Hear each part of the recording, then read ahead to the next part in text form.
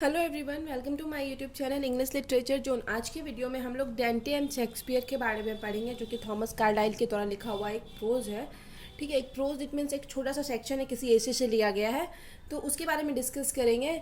इसका पीडीएफ हम कल नाइट में ही टेलीग्राम पे अपलोड कर चुके थे, वीडियो आज बना रहे हैं, तो शुरू करते हैं। ठीक है, काफ़ी इजी लैंग्वेज में होगा, वीडियो के थ्रू आपका हेल्प होता है आपके सिलेबस का है, तो प्लीज़ आप लोग वीडियो को लाइक करना, चैनल को सब्सक्राइब करना और कमेंट करके बताना वीडियो आपको कैसा लगा। तो वीडियो शुरू करते हैं। Dante and Shakespeare is a clause, एक क्लाउज है, इट मीन्स एक पद है ऑफ प्रोज वर्क का the hero as a poet, मतलब एक प्रोज वर्क है the hero as a poet, उसी से एक क्लाउज एक पद लिया गया है डेंटे एंड शेक्सपियर। ठीक है, रिटन बाय थॉमस कार्लाइल, जिसको कि थॉमस कार्लाइल के द्वारा लिखा गया है। Who was a leading writer of Victorian era, जो कि विक्टोरियन एरा के एक प्रमुख राइटर थे। He was also known as a, वह और भी जाने जाते हैं स्कॉटिश, किस रूप में जाने जाते हैं, स्कॉटिश एसेइस्ट के रूप में, हिस्टोरियन एंड फिलोसोफर के रूप में।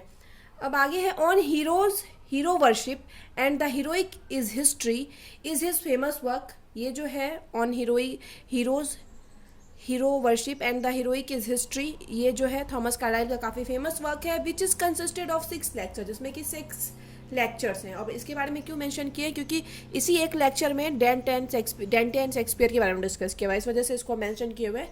तो याद रखिएगा, ये जो उनका जो फेमस वर्क था on heroes, hero worship and the heroic is history, उसी में जो 6 लेक्चर है उसी में से एक लेक्चर से डेंटे एंड शेक्सपियर लिया गया है। तो सब वो 6 लेक्चर कौन कौन से हैं, वो है the hero as divinity, the hero as prophet, the hero as poet. ये थर्ड वाले लेक्चर से, ये लेक्चर में डेंटे एंड शेक्सपियर के बारे में डिस्कस किया गया है। The hero as priest, the hero as man and the hero as king, यही 6 लेक्चर इस वाले बुक में मेंशन है, इस वाले ऐसे में मेंशन किया गया है। अब आगे इन दिस बुक, इस बुक में कार्लाइल आर्ग्यू दैट, कार्लाइल जो है इस बात पे आर्ग्यू करते हैं, तर्क देते हैं, that action of the great man, कि ग्रेट मैन जो होते हैं उनका जो एक्शन होता है, प्ले ए की रोल, उसका उनका मतलब एक्शन का, उनके काम का काफ़ी महत्वपूर्ण भूमिका होता है इन हिस्ट्री में। ही सेज दैट, वह कहते हैं history of the world is, कि जो वर्ल्ड होता है ना उसका हिस्ट्री होता है, but the biography of great man, लेकिन जो ग्रेट मैन होते हैं उनका बायोग्राफी होता है। ठीक है, अब आगे है इन हिज थर्ड लेक्चर, अब अपने थर्ड लेक्चर जो हम बताए थे द हीरो एज पोइट है, तो उसमें क्या हुआ, in his series on heroes, जो उनका थर्ड लेक्चर है उस सीरीज में से, हीरोज वाले सीरीज में से, title the hero as a poet, जिसका कि title the hero as a poet है, Carlyle focused into the lifes of Dante and Shakespeare. तो कार्लाइल उसमें उस थर्ड लेक्चर में क्या करते हैं, डेंटे एंड शेक्सपियर के लाइफ के पे, उनके जीवन पे फोकस करते हैं।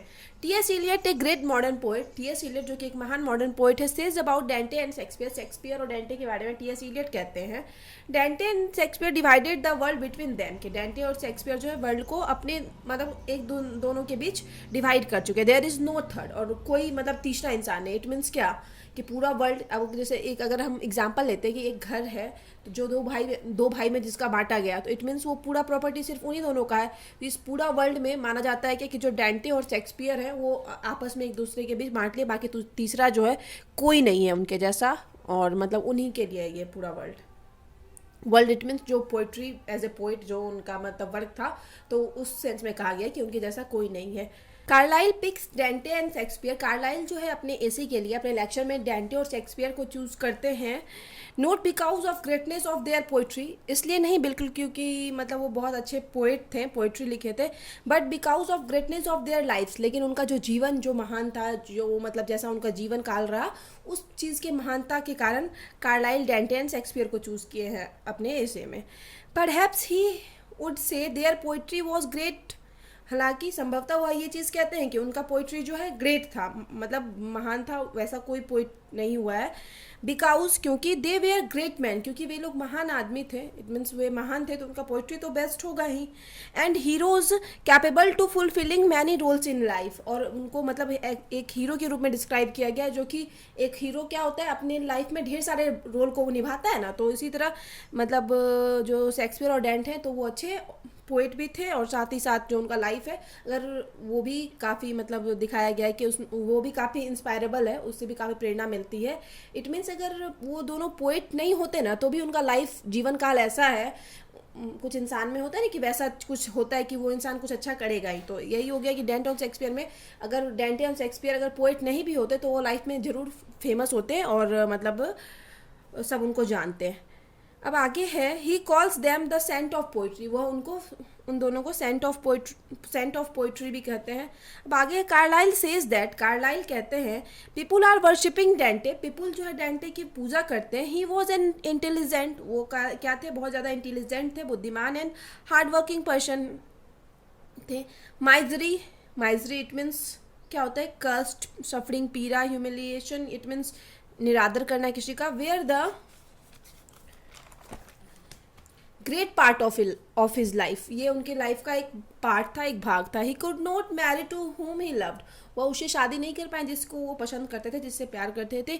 He was banished from Florence, उनको फ्लोरेंस से निकाल दिया गया। अब फ्लोरेंस क्या है, फ्लोरेंस जहाँ पे डेंटे का बर्थ हुआ था ना, तो बर्थ प्लेस है फ्लोरेंस, तो डेंटे को फ्लोरेंस से भी निकाल दिया गया था। Dante is Dante in his epic describe all the circumstances of dark and medieval age, तो डेंटे जो है अपने एपिक में, अपने काव्य में डिस्क्राइब करते हैं सर्कमस्टेंसेज, इट मीन्स अपनी सारी परिस्थितियों को डिस्क्राइब करते हैं, of dark and medieval age, अपने टाइम के एज के, मेडाइवल एज के सारे परिस्थितियों को डिस्क्राइब करते हैं अपने वर्क में। अब आगे, Carlyle gave different name of his divine Comedy, Carlyle जो है उनकी डिवाइन कॉमेडी काफ़ी फेमस है, ये चीज़ ध्यान रखिएगा, डिवाइन कॉमेडी डेंटे के द्वारा लिखा गया है।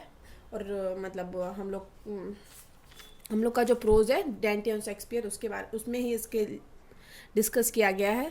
तो डिवाइन कॉमेडी जो है ना, जो कार्लाइल है डिवाइन कॉमेडी को अलग अलग नाम देते हैं, different name of his divine comedy, जैसे कि like divine song, the transcendental mystic song, the voice of silent centuries and Christian epic इटिश, ये सब मतलब डिवाइन कॉमेडी को अलग अलग नाम भी दिया गया है। इन डिवाइन कॉमेडी में we can experience the vivid expression of Dante's realm of imagination, तो हम लोग डिवाइन कॉमेडी जो उनका वर्क है उसमें हम लोग एक्सपीरियंस अनुभव कर सकते हैं the vivid expression of, vivid expression को मतलब उनके सुस्पष्ट एक्सप्रेशन, इट मीन्स उनकी अभिव्यक्ति को देख सकते हैं, उनके एक्सप्रेशन को देख सकते हैं। Realm of imagination, realm of imagination यानी उनके कल्पना का क्षेत्र कहाँ तक था, कहाँ तक वो सोच पाते थे, इस चीज़ को हम आसानी से देख सकते हैं द डिवाइन कॉमेडी उनके वर्क में। Carlyle believe the poet compose the Divine Comedy, Carlyle का मानना है कि जो पोएट डेंटे हैं जो डिवाइन कॉमेडी कंपोज किए विद द हार्ट्स ब्लड, अपने हार्ट के ब्लड से। द फर्स्ट पार्ट इन्फेर्नो, जो फर्स्ट पार्ट है इन्फेर्नो नाम का, इन्फेर्नो इट मीन्स इसका मीनिंग होता है नरक, of Divine Comedy explains the condition of hell, इसमें है हेल के कंडीशन को एक्सप्लेन किया गया। इन्फेर्नो नाम का डिवाइन कॉमेडी का जो फर्स्ट पार्ट है उसमें हेल इट मीन्स नरक के कंडीशन को एक्सप्लेन किया गया है। द सेकेंड पार्ट जो है Purgatorio describes the experience of souls, इसमें सोल्स के एक्सपीरियंस अनुभवों को डिस्क्राइब किया गया है, उसकी व्याख्या की गई है। दैट कि हाउ दे आर प्यूरिफाइड, कि कैसे उनको शुद्ध किया जाता है, कैसे आत्मा को शुद्ध किया जाता है। And the third part Paradiso, और जो थर्ड पार्ट है डिवाइन कॉमेडी का, is a kingdom of beauty and delightness, उसको डिलाइटनेस और ब्यूटी का किंगडम, राज्य माना गया है, क्षेत्र माना गया है। Here poet means meets his beloved, और यहीं पे पोएट अपने बिलव्ड से मिले थे। Carlyle on the other claims, Carlyle वहीं दूसरी तरफ क्लेम करते हैं that Dante has given us the fate और सोल, कि डेंटे जो है हम लोग को अपना फेट और सोल दोनों दिए हुए हैं। अब आगे है, अकॉर्डिंग टू कार्लाइल, कार्लाइल के according Shakespeare has the same importance for modern age, कि जैसे मेडाइवल एज में डेंटे का इंपॉर्टेंस था उसी तरह शेक्सपियर का मॉडर्न एज में सेम इंपॉर्टेंस था। एज होमर फॉर ग्रीक, जैसे कि होमर जो है इंपॉर्टेंट है ग्रीक के लिए, और Dante has for middle age, और डेंटे इंपॉर्टेंट है मिडिल एज या मेडाइवल एज के लिए।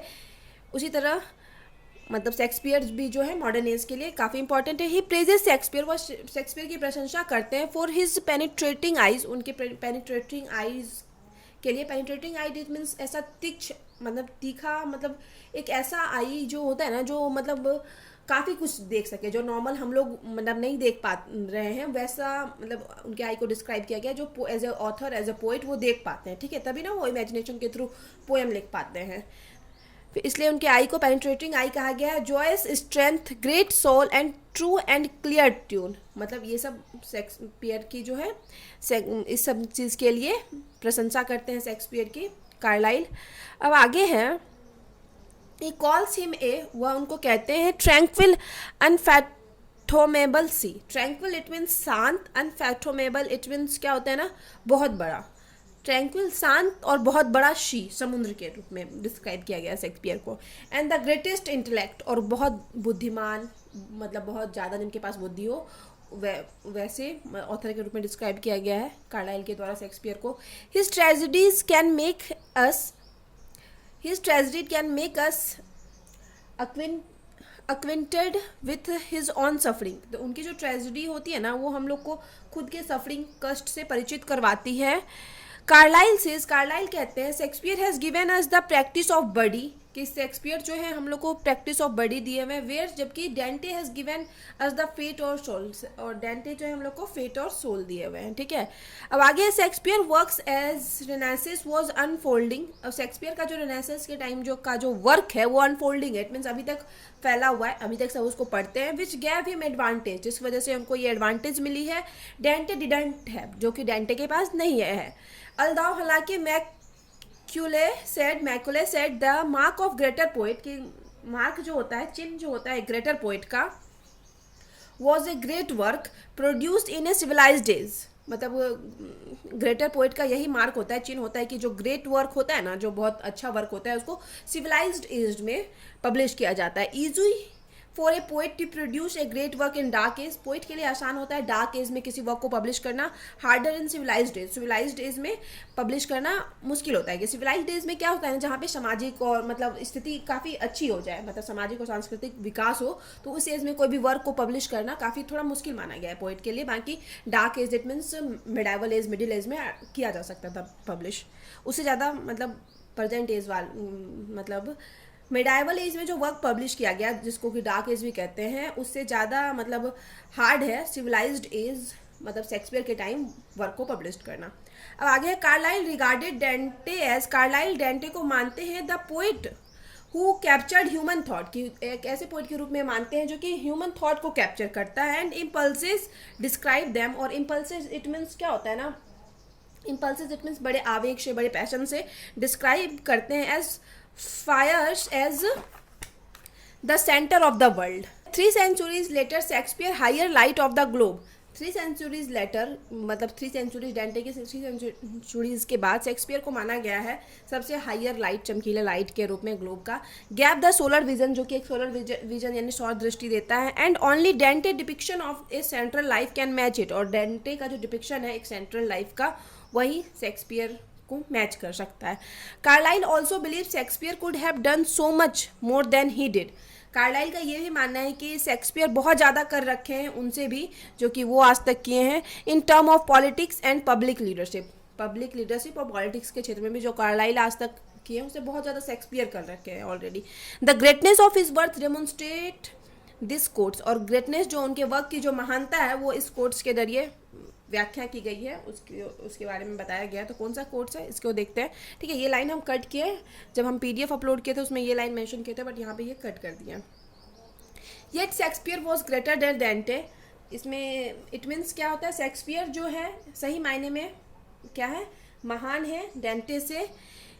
इन दैट ही फाउट, क्योंकि वे क्या किए, फाउट लड़ाई लड़े हैं, ठीक है। वो क्या किए, शेक्सपियर जो लड़ाई लड़े हैं ट्रूली, एंड डिड कॉन्क्योर, और जीत भी हासिल किया। इट मीन्स डेंटे जो है, शेक्सपियर जो है डेंटे से सही मायने में महान है, क्योंकि जो है शेक्सपियर क्या किए, लड़ाई लड़े हैं वास्तविकता में, सही मायने में, एंड कॉन्क्योर, और जीत भी हासिल की है। अब आगे है, दस इस प्रकार थ्रू दिस प्रोजिक लाइन्स, इस प्रकार इस प्रोजिक लाइन्स के जरिए Thomas Carlyle give us the ideal figure from the world of poetry, वो पोइट्री के वर्ल्ड के आइडल फिगर प्रेजेंट करते हैं हम लोग के सामने इस प्रोज के जरिए Thomas Carlyle. He consider Dante a hero, Dante को एक हीरो मानते हैं, because his poetry still in encompasses the universal lesson, क्योंकि अभी भी जो डेंटे के पोइट्री में है यूनिवर्सल लेसन रहता है अंतर, उनके मतलब डेंटे के पोइट्री में के अंतर्गत कई मतलब पूरा यूनिवर्स को ऐसा लेसन दिया जाए वो रहता है। शेक्सपियर टू हिम, और उनके लिए जो शेक्सपियर है, is an eternal poet, eternal poet है, इट मीन शाश्वत है, कभी नहीं नष्ट होने वाला। तो ये कंफर्म है कि शेक्सपियर के वर्क को हम लोग हमेशा पढ़ते रहेंगे, तो ये कभी शाश्वत ही इटर्नल ही है उनका शेक्सपियर जो है। ही बिलीव दैट, उनका मानना, ही बिलीव्स दैट, वह मानते हैं Shakespeare gains his art from the depth of nature, कि शेक्सपियर को जो अपना आर्ट मिला है वो नेचर की गहराइयों से मिला है, प्रकृति की गहराइयों से मिला है। ठीक है, यहाँ पे ये वाला वर्क, ये वाला प्रोज खत्म होता है। ठीक है, डेंटे एंड शेक्सपियर के बारे में डिस्कस करना। नेक्स्ट जो है वो ऑफ स्टडीज़ पे वीडियो बना देंगे। ऐसे तो एग्ज़ाम कल ही है, तो ऑफ स्टडीज़ के अलावा और कोई आपको चाहिए प्रोज डाउन द एजेस में से, तो आप प्लीज़ कमेंट करके बताइएगा। और क्रिस्ट हॉस्पिटल जो है वो थोड़ा हार्ड होगा, बाकी Francis Bacon as a essayist और जो सेकेंड वाला जो है जायंट डिस्पेयर, वो दोनों थोड़ा इजी लैंग्वेज होगा। जायंट डिस्पेयर में तो स्टोरी ही है, और फ्रांसिस बैकन ऑफ स्टडीज़ में थोड़ा बहुत तो उनके बारे में डिस्कस हो जाएगा। तो ये मतलब ये दोनों आसान होगा। क्रिस हॉस्पिटल फिर से, जैसे ये डेंटे एंड शेक्सपियर है जो हम लोग के लिए नया चीज़ था पढ़े, उसी तरह क्रिस हॉस्पिटल भी कुछ नया होगा जिसमें नोट्स बनाने में भी टाइम लगेगा। तो ये इन दोनों का नोट चाहिए तो हम जल्दी अपलोड कर सकते हैं। Francis Bacon as an essayist और एक और जायंट डिस्पेयर वाला। ठीक है, तो यहाँ पे वीडियो ख़त्म होता है, तो मिलते हैं नेक्स्ट वीडियो में नेक्स्ट टॉपिक के साथ।